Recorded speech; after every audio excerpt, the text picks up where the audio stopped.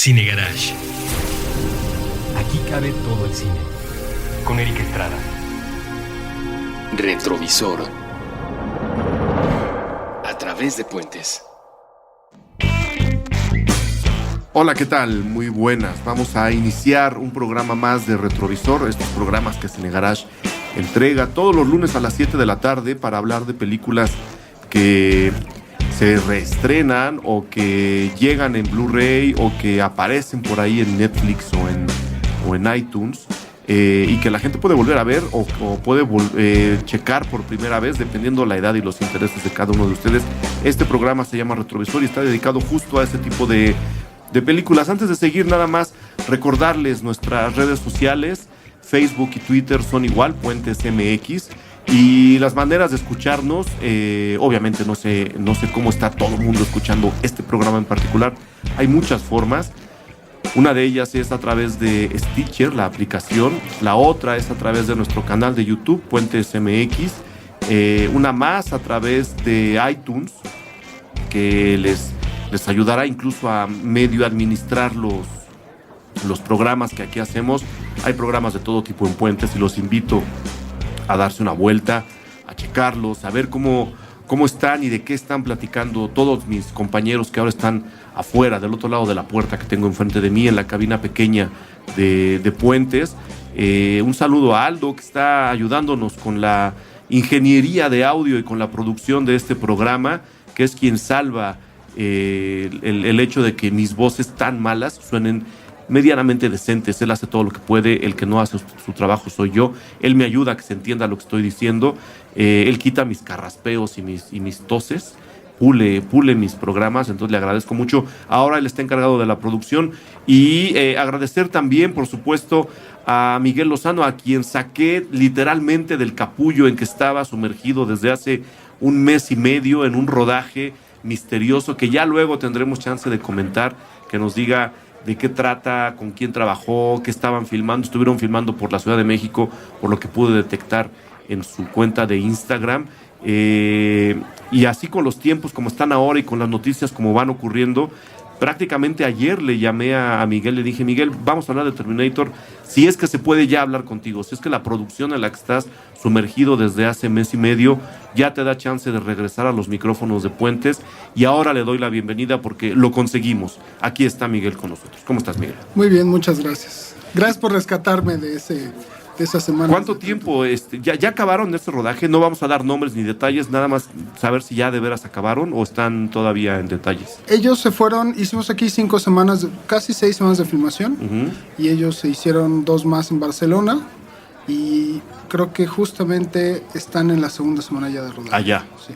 Ok, y ya luego cuando haya chance de platicar y de dar nombres y de explicar el proyecto, ya sabes que están tú y quien quieras traer de esa producción cordialmente invitados a venir a platicar del proyecto aquí. Muchas gracias. La verdad es que sí es ese tipo de proyectos que creo que son diferentes. Es una coproducción, entonces creo que sí habrá mucho que hablar de eso. ¿Va a haber Arieles ahí? Pues, porque acaban de pasar los Arieles.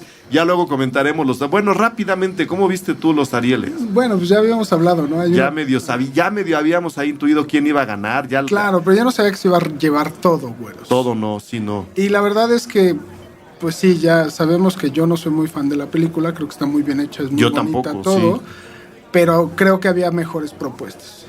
Yo creo... Y hay Arieles que sí creo que fueron injustamente... O sea, creo que es como, o sea, pasó como los Óscares. Sí. Hay que darle todo a esta, ¿no? Sí. Injusto. O sea, Irene, injustísimo. Exactamente. Tonatiu también con las oscuras primaveras. O sea, no sé. Ya, si algún día nos invitan a votar, vemos. Ahora que podamos hacer los Arielitos, Claro. nos vamos al Blanquita, que está ahí al lado de Bellas Artes, y hacemos la entrega de los Arielitos con nuestros votos. Aunque sea. A ver si nos dejan. Sí, yo también creo que, güeros, tengo mis problemas con la película. Una vez más, sé que es una película valiosa, sé que está bien hecha, sé que tiene buenas intenciones. Igual yo. Sé que no es de ninguna manera una basura. Pero en el programa que hicimos aquí con Alonso Ruiz Palacios, el director, yo mismo le dije mis problemas con la película. Él replicó y lo discutimos y llegamos a entablar una buena conversación como debe de ser, ¿no? Son Claro. opiniones personales. No estoy diciendo que Güeros no merezca los Arieles que le dieron. Lo que a mí me hubiese gustado es que Ariel a la mejor película no se le entregara a la misma película que también ganó ópera prima. Ahí es donde una academia yo creo que debería de cuidar ciertos detallitos. ¿Sabes qué? Sí vas a ganar ópera prima, pero la mejor película tiene que ir para alguien más. No, claro. No podemos cerrar tanto el aspecto por el propio bien de la supuesta industria cinematográfica que quieren construir. Y ya lo hemos visto en unos festivales, ¿te acuerdas? Que siempre hemos dicho que son muy incongruentes, ¿no? Hacemos muchos corajes en los festivales, Miguel y yo. Sí, no, y eso de es tu ópera prima, segunda obra, no es muy fácil que la gente pueda entender cómo se entregan los premios. Creo que hay mucha política, merecido todo lo que le den a cualquier película, creo que es un esfuerzo hacerlo, pero diversidad, ¿no? Sí, un poquito. Los premios son eso. Un poquito. Y eso sí, vamos a hacer un llamado desde aquí al mundo para que se le empiecen a dar premios a Irene Azuela, ¿no? Porque se los han negado. Ese premio creo que estaba cantado y nos callaron la boca, pero lo merece, y lo merece no solo por esta película, sino ya una carrera en la que los personajes, a través de estos personajes, ella nos ha demostrado que su evolución como actriz es consistente y real, ¿no? Y lo ha hecho muy bien. Lo ha hecho muy bien. Y la película se va a convertir en la campeona sin corona. No lo digo porque Ernesto Contreras y yo seamos amigos y porque Alonso Ruiz Palacios y yo no lo seamos. Simplemente es una opinión, ahora sí, profesional.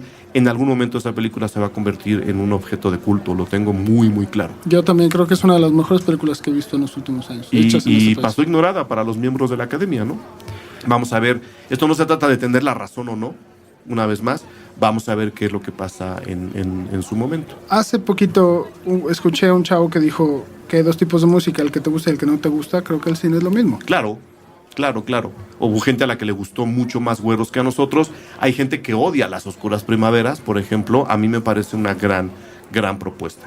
Pero bueno, ahí está nuestro irrelevante y muy al margen comentario sobre los Arieles. Berrinches. Unos berrinches de señores que ya se quieren ir a su casa. Pero bueno, ¿por qué vamos a hablar de Terminator? Y vamos a hablar en particular del Terminator de 1984. La razón es muy sencilla. Este verano se estrena, ¿qué es? La quinta película de Terminator. Sí, el ¿no? Terminator Genesis, que ya hasta por fin le quitaron los números. De hecho, nunca los ha tenido. Pero creo que sí es la quinta película de Terminator Genesis. Paramount viene en grande con la película. Se hizo un junket gigantesco en Río de Janeiro hace un par de días, el pasado fin de semana. Mucha prensa, Schwarzenegger estuvo ahí, ha habido avances, hay pósters por todos lados.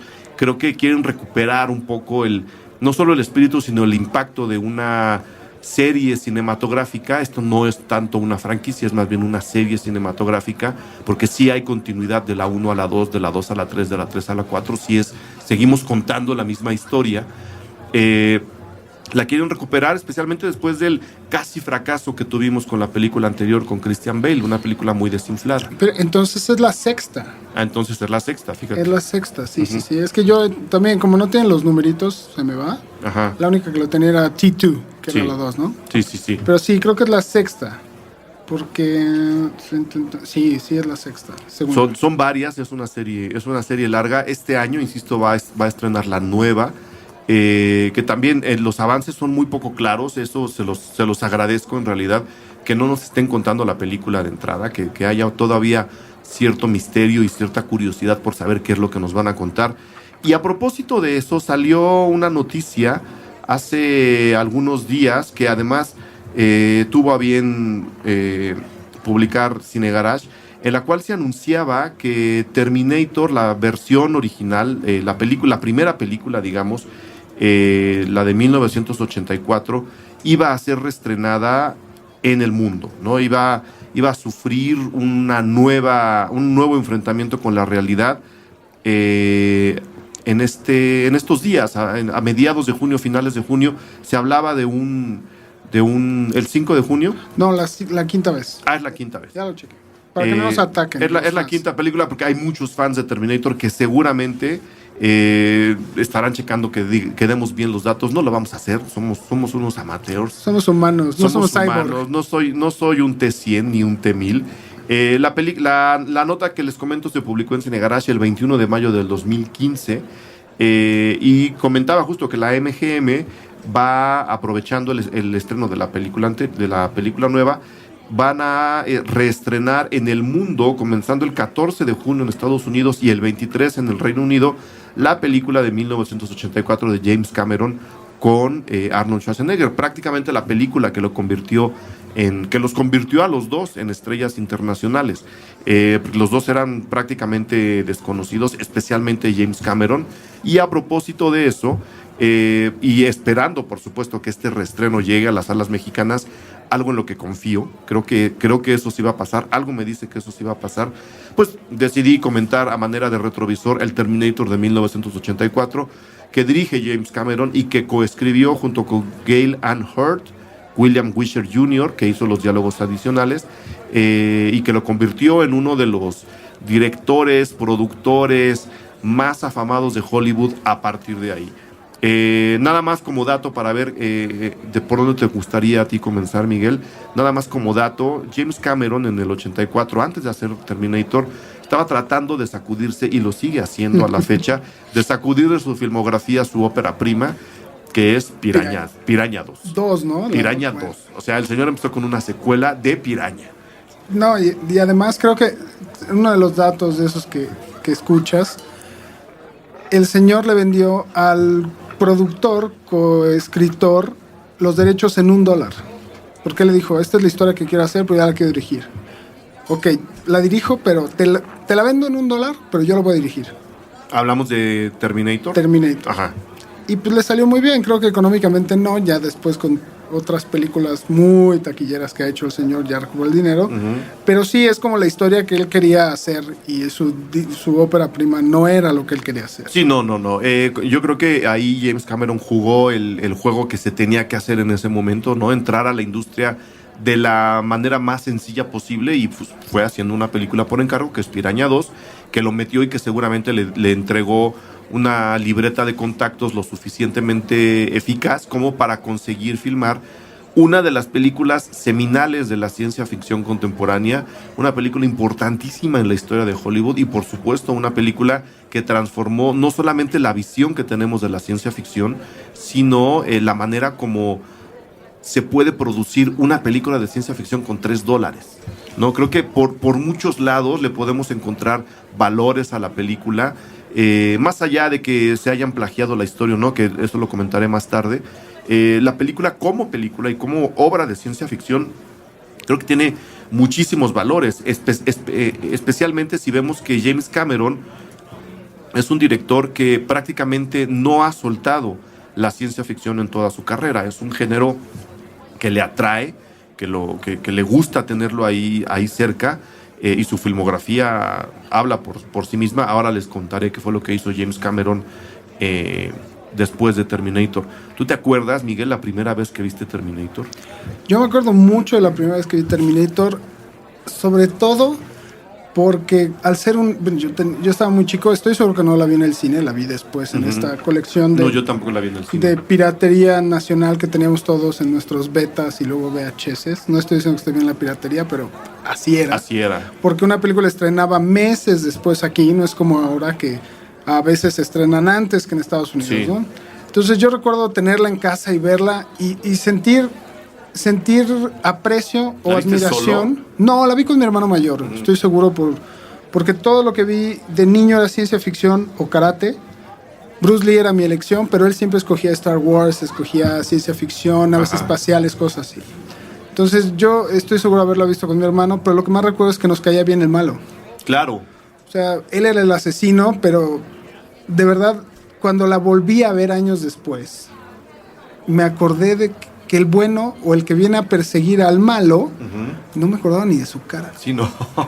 Hay gente que a la fecha todavía no se acuerda del nombre del supuesto protagonista de la película, porque la película tiene ese juego bonito en el guión, que nos empieza contando la historia de un personaje que se llama Kyle Reese, ¿no? Que viene a salvar a otro personaje que se llama Sarah Connor, pero en algún momento, y sin que nos demos cuenta, yo todavía no encuentro el momento en la película en que tú te pones del lado de Arnold Schwarzenegger, que es el Terminator. No, y aunque, exacto, o sea, de alguna manera es al que admiras. Que viene a cazarlos, viene a matarlos. No sé si es esta cuestión de los 80, que estos cuerpos voluminosos, recordarás todo lo que era Venice Beach, toda esa imagen de los hombres fuertes del Gold's Gym haciendo gimnasio al aire libre, ¿no? Entonces, no sé si era esa imagen de los físico-constructivistas que en los 80 era nuestro ideal de hombre fuerte. O sea, yo recuerdo mi infancia, ves a He-Man, nadie quiere estar como He-Man. No. Nadie quiere estar como Conan el Bárbaro. Pero hablando de Schwarzenegger, exacto, pero él ya estaba así. Entonces la admiración era como todos estos superhéroes que veías súper voluminosos, vistos de alguna manera. Sí. El otro día lo comentaba con un amigo que le gustan los cómics. Yo veo Spider-Man ahorita y es delgado. O sea, ya Thor y todos esos son 1 o 2, pero casi todos ya es algo más fit, ¿no? Entonces esta idea de construir a tu héroe. Claro. Y Schwarzenegger se convirtió en eso. Era el malo, pero no era carismático. No. O sea, no actuaba. De hecho, la mitad de la película no le vemos la cara. Y uno de esos datos curiosos dice 58 palabras. Fíjate. 58 palabras en toda la película. En una película que, ahora les digo cuánto dura 107 minutos. Es decir, casi dice una palabra cada 2 minutos. Y una palabra, y las articula mal, ¿no? Sí, no, porque las tiene que decir mal, ¿no? Claro, y exacto, quedó muy bien que fuera... Ahora, démonos cuenta, sí, está por un lado esta imagen masculina de finales de los 80, la segunda mitad de los 80, donde el físico-constructivismo tenía un peso, había ahí un ejército de gente haciendo este deporte. Schwarzenegger se vuelve en el cuerpo perfecto por ganar no sé cuántas veces Mr. Universo. Hay un documental en Netflix que explica cuántas veces ganó y cómo ganó esas tantas veces el concurso de Mr. Universo. Hasta la fecha, todos los que hacen físico-constructivismo, yo tengo un amigo que se dedica a eso, y todavía sigue él siendo el sigue, exactamente, es el Bruce Lee de su onda, ¿no? ¿Será? O sea, claro. Es el Bruce Lee del físico-constructivismo. Y un dato que a mí me acaba de caer, ahora que decías que nos enganchamos con el villano, que es este robot imposible en el mundo que se vivía. Ubíquense, chavos, ubíquense en el 1984. O sea, la visión que teníamos del futuro era tan improbable como incierta.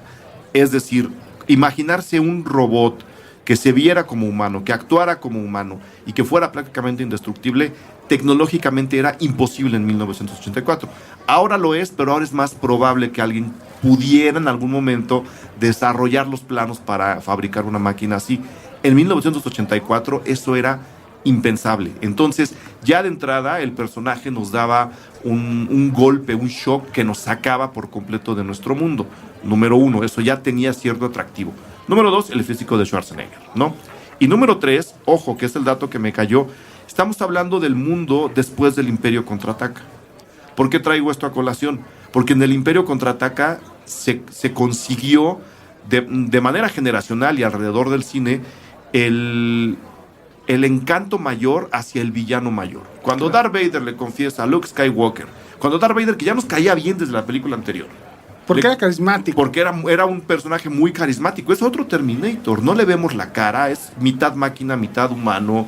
O sea, es un villano a las de... Quiere matar a su propia familia. O sea, que es un poco el papel que está jugando el Terminator aquí. Cuando Darth Vader le confiesa en 1980 a Luke Skywalker que él es su padre, el mundo que en ese momento teníamos, ¿sabes? 7, 8 años... Decidimos, señores, somos hijos de un villano. Tenemos que empezar a voltear a ver a los villanos. Y ahí se transforma el concepto que tenemos del héroe, del antihéroe, del villano, de muchas cosas. Y Terminator acaba concentrando eso en una película completamente diferente, que es futurista sin enseñarnos el futuro y que es ciencia ficción sin mostrarnos naves espaciales. Creo que el personaje cayó justo en el momento que tenía que caer. Y creo que lo más interesante que mencionas ahora es que esta película se hizo con muy poco dinero. De hecho, al rato hablaremos de cuánto costó. Pero no tengo dinero para hacer, o no tengo la tecnología para hacer un robot. Entonces agarro al hombre menos humano del mundo, con el físico más imponente del mundo. Claro. Que además, afortunadamente, es austriaco y actúa de la patada. Parece robot y habla mal, pero ahí está. Tengo al robot perfecto y está entre nosotros. Sí. Qué bueno. Entonces creo que hasta eso, y eso, hablamos un poco de casting, O.J. Simpson, el que era jugador de ese dato Bills es buenísimo, de Buffalo, ese dato es buenísimo. Él iba a ser Terminator. Sí. Él sale en varias películas, creo que sale en una de varias de este... Hizo comedias, hizo muchas cosas. Pero en ese entonces era el prototipo de el atleta. del deportista exitoso. Si se hubiera hecho un Spider-Man en esa época, O.J. Simpson habría sido. Claro, seguro. Y el problema aquí dicen, bueno, según cuentan, es que los productores pensaron que era tan afable y había salido en comedias que nadie va a creer que iba a ser un asesino. Corte a años después, estaba en la cárcel porque mató a su esposa y a su novio. Y hoy está en la cárcel por robar su propia parafernalia deportiva, ¿no? Claro. Pero es ese tipo de cosas. Creo que el casting era, no sé, alguna vez se preguntarán cómo fue, pero Schwarzenegger es quien es, no porque sea un buen actor, sino porque le quedó el papel perfecto. Perfecto. Y ahora les voy a decir por qué no es buen actor, por qué el personaje provoca en la carrera de Schwarzenegger, justo lo que Miguel acaba de decir, y cómo podemos comprobarlo. Tengo que ir al primer corte, pero volvemos en nada. Escuchen estos bonitos promos de nuestro departamento creativo.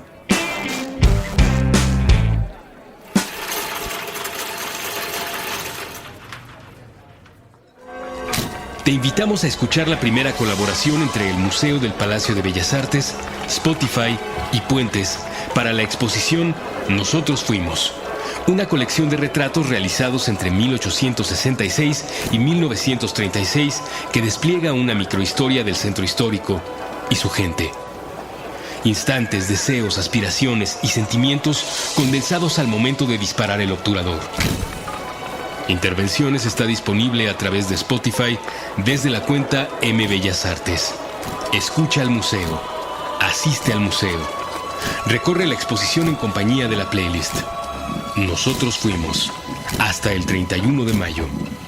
Museo del Palacio de Bellas Artes. Puentes.mmm. Ingeniería mental para mantenernos cerca. Puentes. Madame Malé. Conversaciones sobre diseño mexicano. Con Ana Elena Malé. Nuevo episodio todos los jueves a las 10 de la mañana. Puentes.me.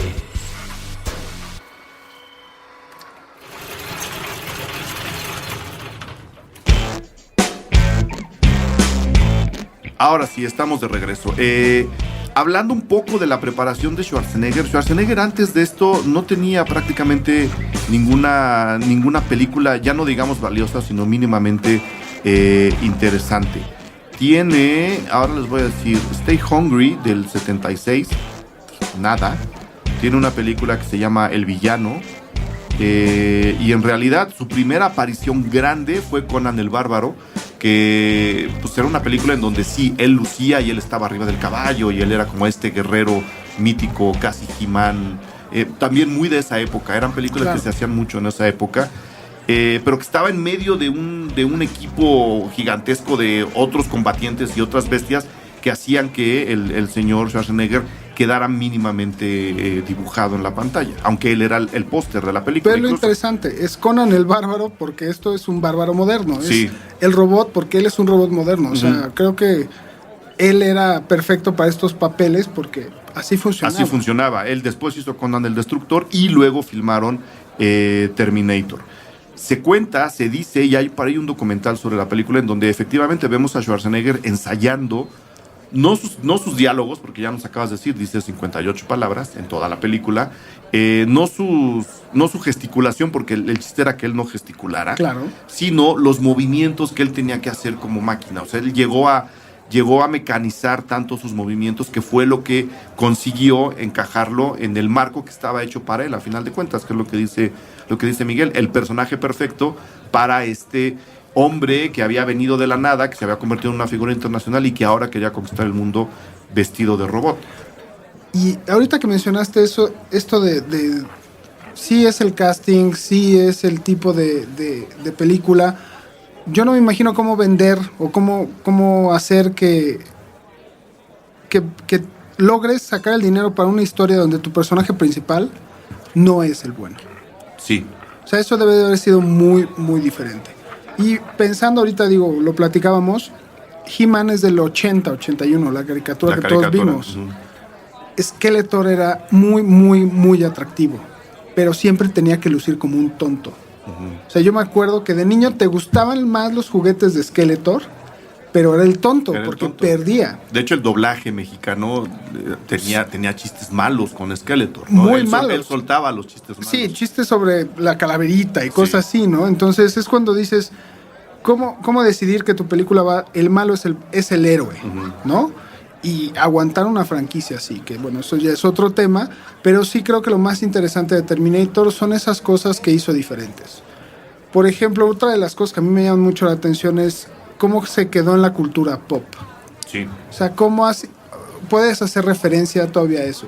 La primera mano biónica, por así decirla, que vimos en el cine, fue la de Luke Skywalker. Sí. Pero cuando ahorita la ciencia, 2015, saca una nueva, algo de biomecánica súper avanzado, nadie dice, mira, como la manita de Luke Skywalker. Claro que no. Entonces decimos, Skynet está cerca. Sí.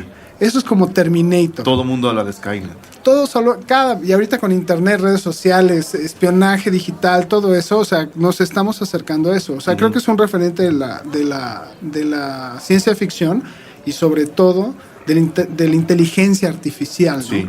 O de esta vida de máquinas. Que es ahí donde empiezan las grandes virtudes de la película, porque en ese momento la ciencia ficción del cine no hablaba de inteligencia artificial, no hablaba de viajes en el tiempo al pasado. Los Claro. viajes en el tiempo de la ciencia ficción en ese momento eran al futuro. Claro. Y resulta que esta película empieza con viajes en el tiempo al pasado, y el pasado somos nosotros. Y a evitar un problema, o sea, tienen una misión. Sí. Y todas esas películas que vienen después, desde, no sé, Back to the Future, obviamente, Looper, o sea, ir a arreglar cosas al pasado. Claro, es que ahí es donde está la muy bonita coincidencia entre Terminator y Back to the Future, por ejemplo, ¿no? Looper pues, ya es mucho más contemporánea, pero Back to the Future, ¿de qué año es? Es de un año después. Un año después, me parece, un año ¿no? 85, sí. Un poco para que vean más o menos en qué momento se estaba viviendo en el mundo, es del 85. Son muchas cosas juntas, y por eso es padre tratar de contextualizar esta película y por qué se está tratando de contar historias que van al pasado a arreglar problemas. El mundo estaba a punto de vivir la caída del muro de Berlín y por supuesto no lo sabíamos. Había una intuición por ahí, ¿no? Algo había en el aire que le decía a la gente, el mundo va a cambiar y lo que viene no lo conocemos nadie. Entonces, como ese no lo conocemos nadie, los viajes al futuro eran completamente irrelevantes. Claro. Era jugarle un poco al 1984 y viajar al futuro para ver al mundo dividido no en dos bloques, sino en tres bloques, ¿no? Enfrentado con enfrentado con en una guerra perpetua, que era una ciencia ficción muy tradicional. Cuando aparece Terminator, nos dicen, como no conocemos el futuro, tenemos que viajar al pasado, tenemos que tratar de ver en dónde estamos parados, y ya luego el futuro nos dirá si de veras una inteligencia magnánima, hecha por las máquinas, para las máquinas, va a controlar el mundo. No es ningún país, no es ninguna potencia militar, no es nada por el estilo, es una inteligencia que no es humana y tampoco es extraterrestre. Y eso también es súper importante. Creo que es la primera película que yo recuerde. Igual alguien cuando escucha este programa tendrá 20,000 referencias que yo desconozco. Es la primera película post-apocalipsis. Sí. Algo hicimos mal. Estaba Mad Max antes, ¿eh? Claro, pero Mad Max ni siquiera tiene como un lugar real, así como decir, esto es Los Ángeles Sí, no. en el futuro. Sí, Mad Max es cualquier lugar. Exacto, es mucho como Star Wars, ¿no? Porque Star Wars también sufren el episodio 4, 5 y 6 vienen de una hecatombe, ¿no? Sí. El imperio pues, se los aplastó a todos y es como un nuevo empezar, ¿no? Pero en este caso es la primera película que te dice, esto es Los Ángeles, y si seguimos haciéndolo así de mal, Esto va a pasar. no, nos va a cargar el payaso a todos y el apocalipsis lo vamos a causar nosotros con este tipo de acciones. Claro. Es la primera que te dice nombre y fecha. Y la otra es eso. Por lo menos de manera tan clara, ¿no? Muy y clara. tan masiva. Y la otra es que Los Ángeles 1984, Olimpiadas. Olimpiadas. Una ciudad bonita, llena Olimpiadas de color. boicoteadas por la URSS. Boicoteada y era una ciudad bonita. La estaban Sí. vendiendo como la ciudad más hermosa del mundo. Sí. No hay una película en donde Los Ángeles se vea tan feo Como en Terminator. como en Terminator. No sé si es porque no tenían dinero, permisos de Es que filmar. no tenían dinero. Ahora que estoy viendo el presupuesto tampoco estaba tan mal. ¿Cuánto tienes ahí el dato? Sí, el dato en ese entonces fueron $6.4 millones.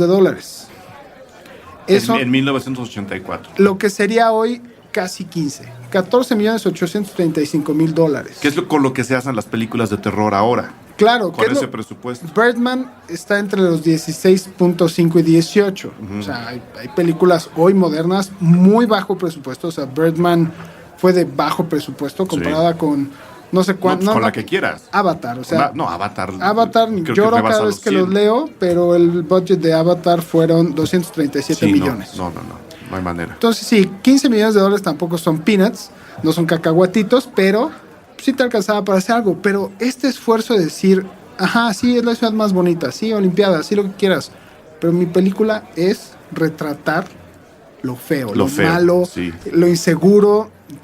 Y es eso, ¿no? Y sin ensañarse, que es lo padre de la película. No es que se ensañen y quieran afear la ciudad. Simplemente se fueron a donde Hollywood no estaba filmando, ¿no? Ya no sabemos si, como dices, fue cuestión de permisos o porque pues, ahí cabían o porque ahí no había policía a saber.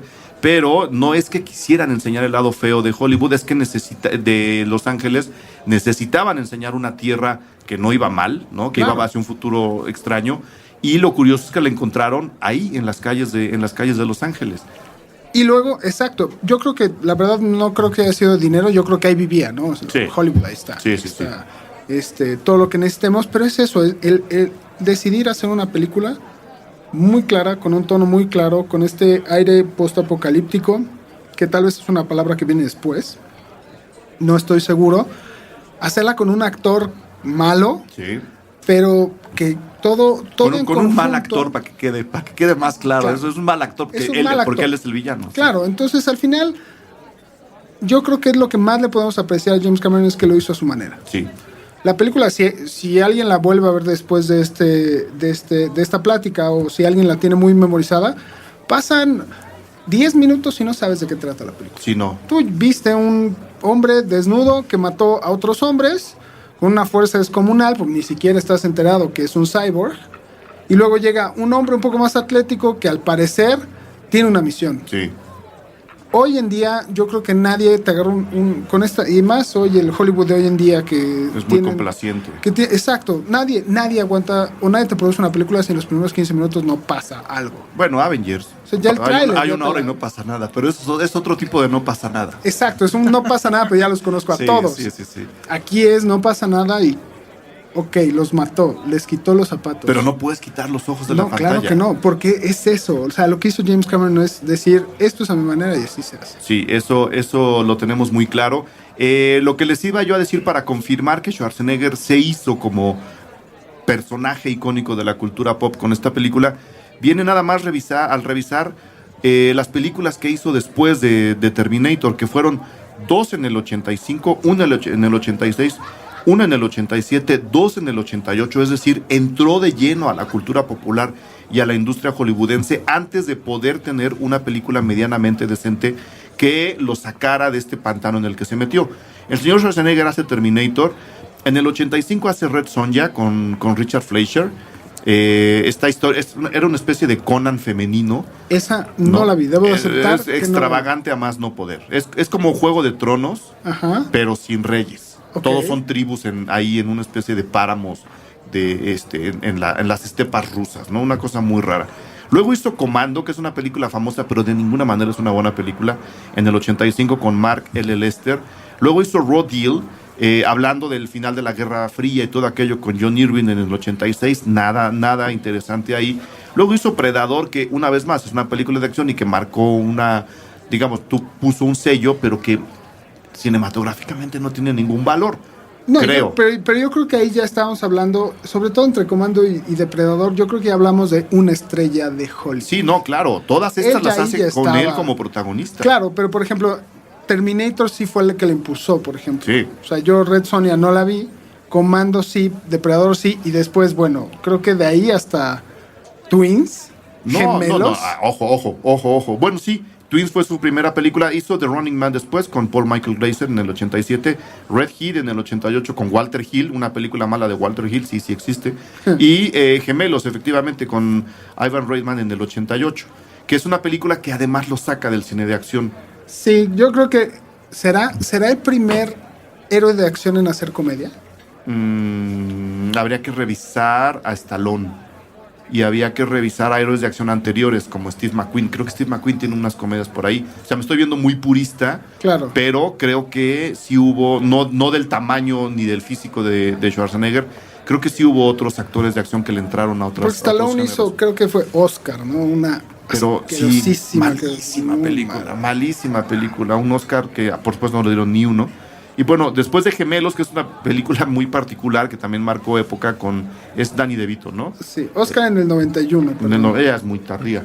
De Ivan Reitman regresa a la ciencia ficción, ahora sí como héroe en El Vengador del Futuro o Total Recall en 1990 de el señor Paul Verhoeven. No, El Vengador del Futuro que vieron hace un par de años no es original. Es un remake, una nueva versión de la película del 90, estelarizada por Arnold Schwarzenegger. Y que fue de las primeras películas grandes que se hicieron en el DF. Se vino a filmar Muchas en parte a la Ciudad de México, sí. Sale creo que la estación Pino Suárez, tiempo. La glorieta de los Insurgentes. Sale la glorieta de Insurgentes, sale el Metro Chabacano. Y Pino Suárez. Y Pino Suárez por ahí, que era lo más futurista que tenía esa ciudad en ese momento. Claro. Que además estaba resucitando del terremoto, era una cosa muy extraña. Pero lo mejor es ver la tipografía que conocen, bueno, mejor dicho, la iconografía del metro. Sí. Con cosas en otro idioma. Sí, okay. fue muy extraño. Esas fueron las siguientes películas de Schwarzenegger, nada más para tratar de ver cómo efectivamente Terminator fue tan grande para él como actor y tan grande en la cultura popular que no pudo recuperarse hasta Gemelos. No hizo nada realmente que nos hiciera olvidar el papel de Terminator hasta que hizo Gemelos.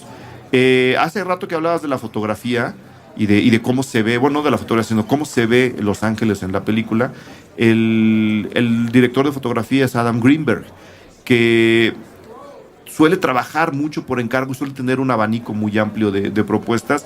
Nada más para el dato, les voy a contar un par de películas que el señor Adam Greenberg fotografió después de Terminator. Él ya tenía una carrera antes, siguió mucho después haciendo películas. Una de ellas La Bamba, del 87, de Luis Valdés, una película de época.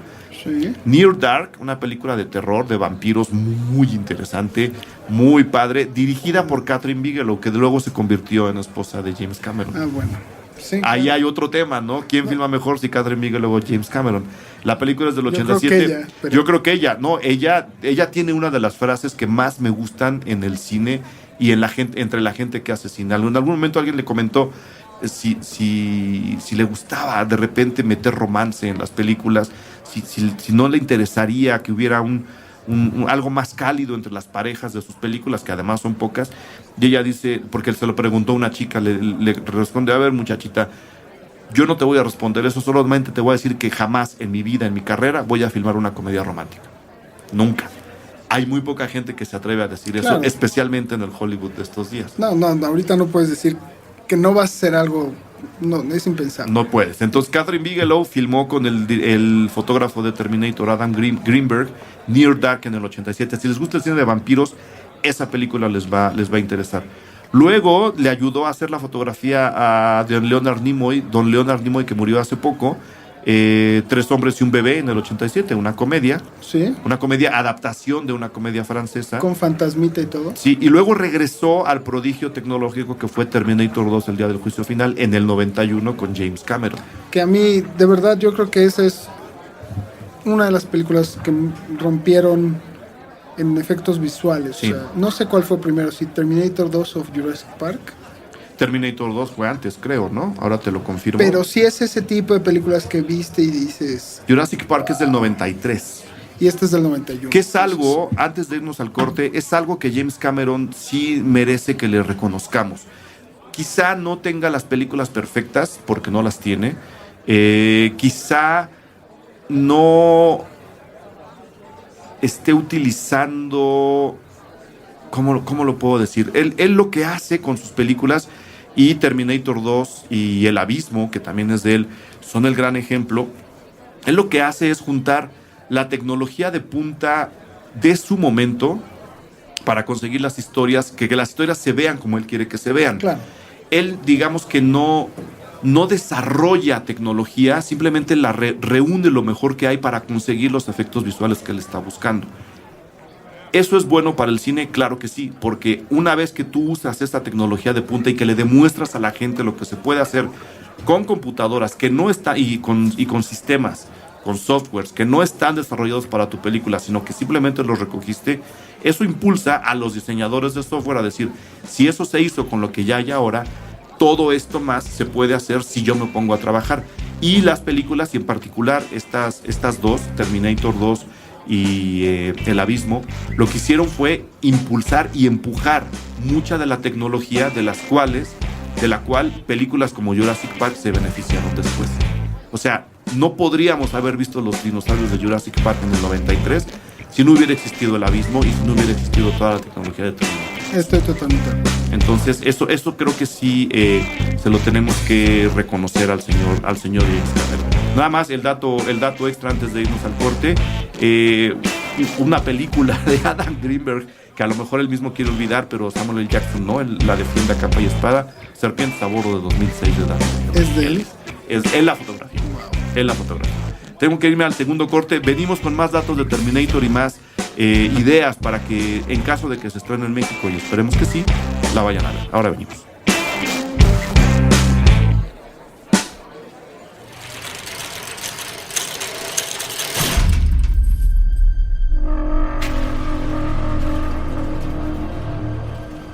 ...140 organizaciones son taxistas, estarán con sus vehículos obstaculizando las vialidades para protestar contra Uber. Exacto. Uber y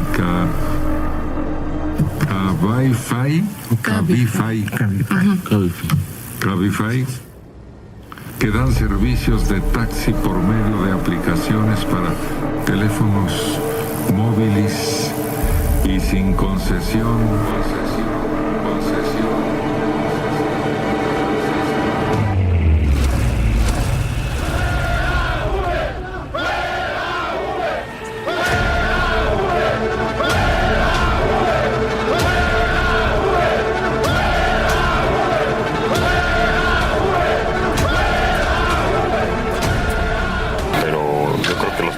No están ni bien informados de cómo opera Uber y si les afecta o no, y se están dejando mover por sus líderes o por otras gentes para incluirles en que nada más vayan en contra de Uber, cuando el segmento que atiende Uber no tiene que ver nada con los taxistas.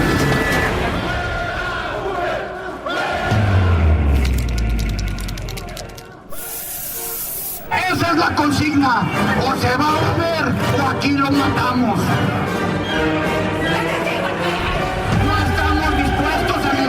Con nadie.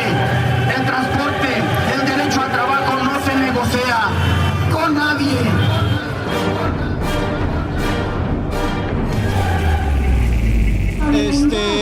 Ahora sí que pidiendo que se regularice el servicio, ¿no? Que todo sea parejo. A nosotros nos están sacando hasta los ojos, Impuestos, revistas, tenencias, paga esto, paga el otro, la gasolina sube, refacciones. Nosotros no pagan nada.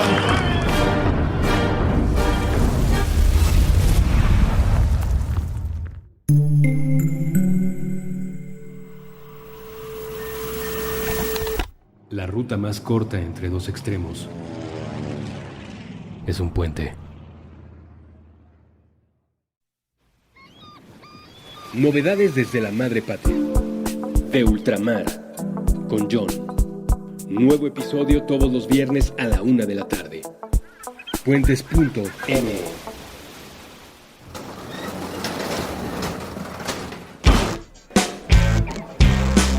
Puentes. Ok, estamos de regreso. Mike, ¿qué más tienes por ahí? ¿Qué más te gustaría comentar de Terminator?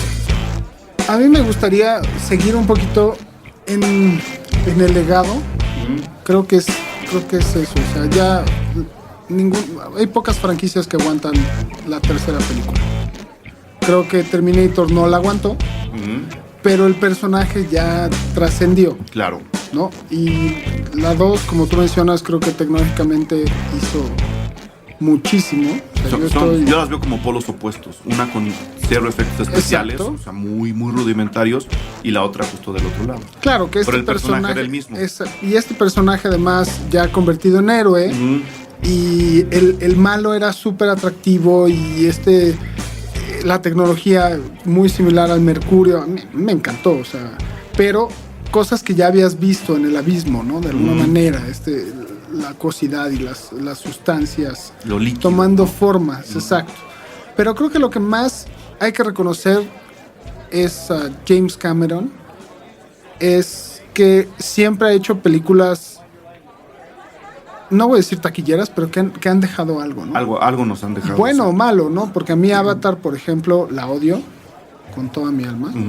O sea, es Pocahontas de hombres azules, la aborrezco.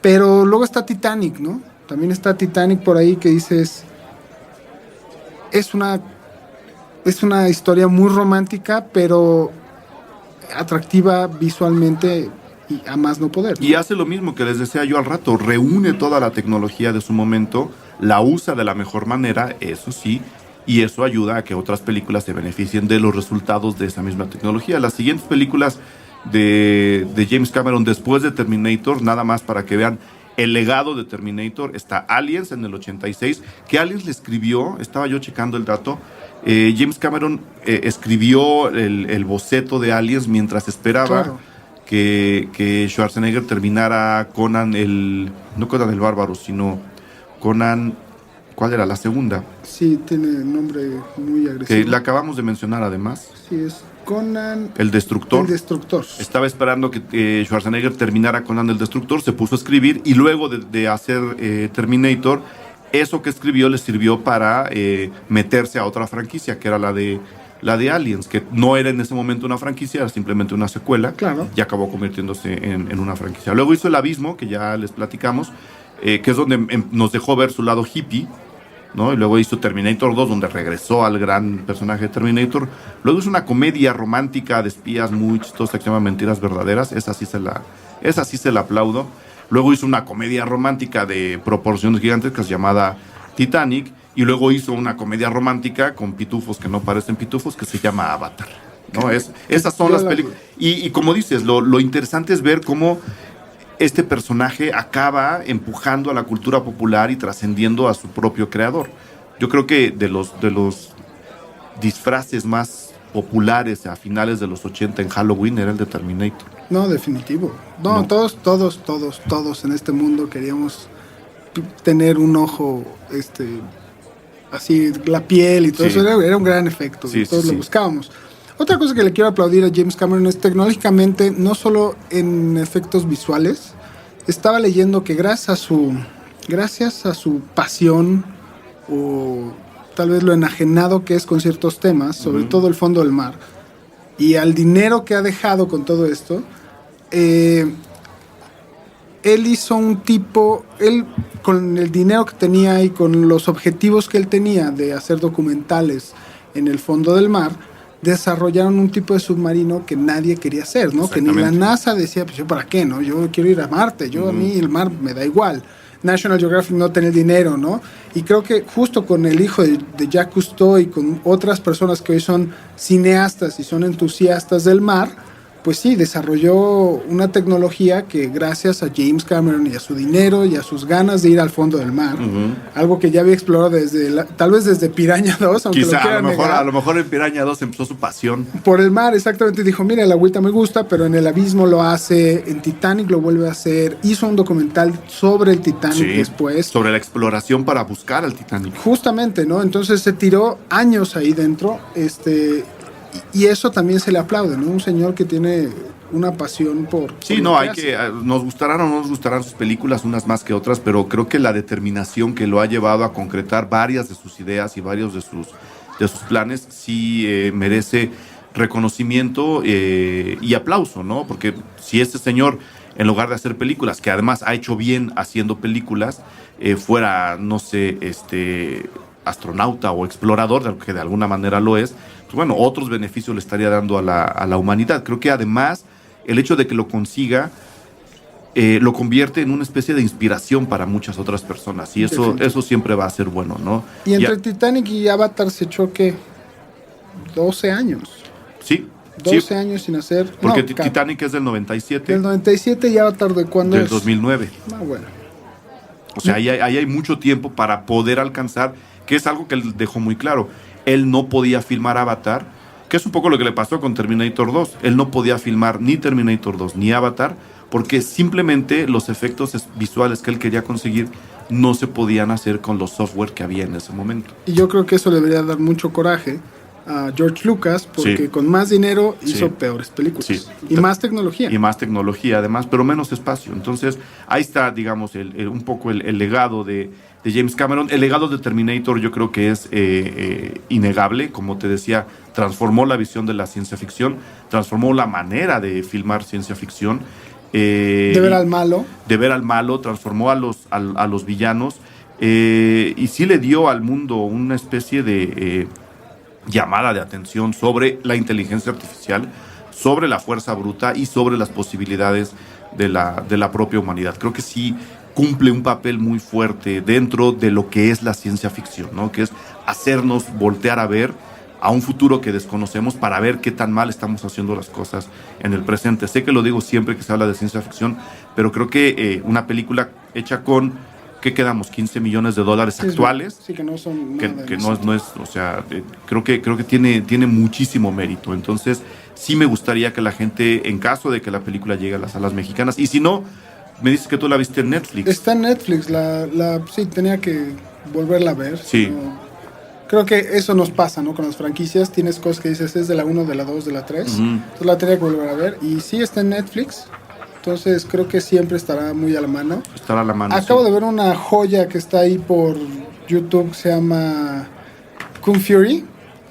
Kung Fury. Yo no la he visto. Bueno, te la recomiendo ampliamente. Pero es que ya me confundí porque no sé si es un cortometraje, si es el tráiler de una película o es una película. Ya esa es la película. Dura media hora, es un mediometraje. Es un mediometraje. Pero pues, salió de Kickstarter, ciencia ficción, es una oda a los 80, pero tiene referencias a Terminator, obviamente, y a videojuegos y todo eso. Y también, ahorita yo me estaba preguntando, escuchándote, decía,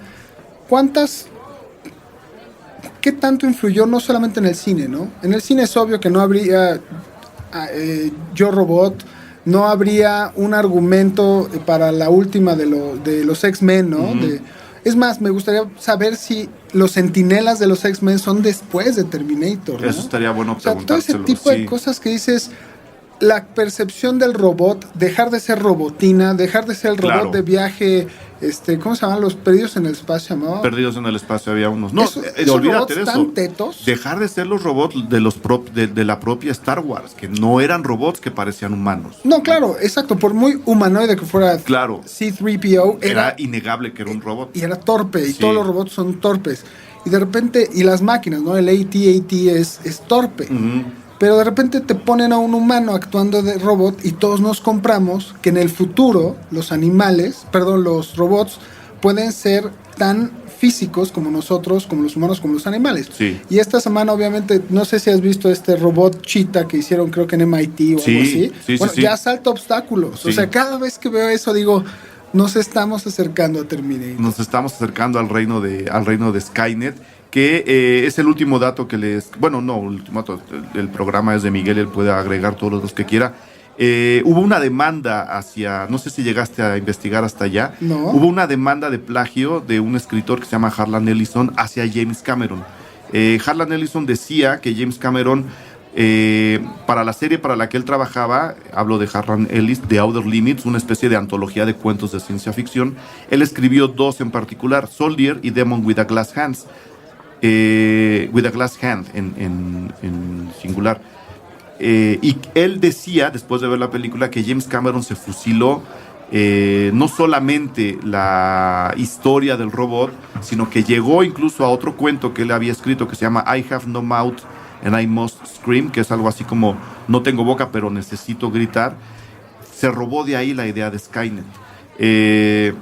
Harlan Ellison era un escritor que escribió capítulos para la serie de Alfred Hitchcock, por ejemplo, que tenía tintes sobrenaturales, ciencia ficcionizados. Hizo cosas para Star Trek, la serie de televisión, o sea, estaba muy metido ahí. Y él dice que James Cameron le robó la historia y la idea de Skynet. Yo no lo dudo ni tantito. Ahí te voy a decir cómo se resolvió el asunto para todavía alimentar más nuestra suspicacia. Lo que ocurrió fue que ya después de la demanda, los productores le dicen a James Cameron, oye, pues mira, vamos por el lado amable, ponle crédito al señor Ellison, ¿no? Ponle ahí el crédito, y si uno revisa la película, efectivamente, ahí está el crédito de Harlan Ellison, con todo el disgusto y la negativa de James Cameron. O sea, James Cameron dijo, no quiero, los productores le dijeron, tienes que ponerlo. Nos va a salir más barato, claro. Tienes que ponerlo. No sea cierto o no sea cierto, es más fácil ponerlo. Pero el hecho de que lo hayan puesto nos da todo el derecho a sospechar que efectivamente algo de plagio o de inspiración, depende de qué lado se quieran parar ustedes, hay de la historia de Terminator con las historias de Harlan Ellison, que les digo, Soldier, que es soldado, y Demon with a Glass Hand, que es demonio con una mano de cristal. Y estoy seguro que cuando revisemos los comentarios de este programa veremos gente mucho más enterada. Que a lo mejor nos sacan de la duda. Exacto. Sí, o que ya tuvieron la oportunidad de leer los cuentos, ¿no? Sí, ojalá. Pues bueno, si quieres agregar algo, mi estimado Mike, ya hablamos de lo de O.J. Simpson, ya hablamos de lo que filmó cada quien después del exitazo de Terminator, que fue un exitazo de taquilla, por eso llegó incluso al VHS, en donde lo revisamos muchos de nosotros. Claro, no, exacto. Cuando una película llegaba a México en los 80, antes del 85, es porque era muy, muy, muy buena. Sí. Y creo que eso está bien porque nos obligábamos a ver buenas cosas. Estábamos listos para alimentar nuestra creatividad. Pues bueno, ojalá, insisto, esto es también una especie de carta de deseo. Esta película está dedicada a Terminator, que pueden ver en cualquier momento, la pasan en la tele, está en DVD, hay edición en Blu-ray, ya les dijimos, está en Netflix, lo cual me hace pensar también que está en iTunes. Debería estar en iTunes, la pueden ver por ahí. En el caso de que la estrenen aquí, este programa se habrá convertido en visionario, ojalá lo consigamos. Insisto, es una carta de deseo a la distribuidora, que en este caso no sé quién sería, porque ya no es el estreno, es una especie de... ¿Quién sabe quién tenga los derechos? No sé quién tenga los derechos, pero ahí está la carta abierta para que estrenen de 1984 Terminator, una película, insisto, seminal en la cultura de la ciencia ficción, y una película que en Polonia, que se estrenó más tarde que en México, encontré el dato y me hizo mucha gracia, no se estrenó como Terminator. En Polonia, Terminator, en polaco, significa algo así como aprendiz o estudiante, es incluso un poco despectivo, ¿no? Así como es como alguien de segunda que está aprendiendo de alguien más, ¿no? Entonces no pudieron estrenarla como Terminator, y el nombre con que se estrenó en Polonia es El asesino electrónico. Bueno, eso ya es ganarle a los españoles, que pero hay una justificación. Claro, en mi mente tienen el top 1 de los peores doblajes. Vamos a hacer un programa sobre eso. Aquí por lo menos hay una justificación. Yo todavía no acabo de entender por qué a Clown, la película esta de terror que se acaba de estrenar en México, Clown, le pusieron el payaso del mal. O sea, necesitábamos el del mal para saber, además del póster, que era una película de terror.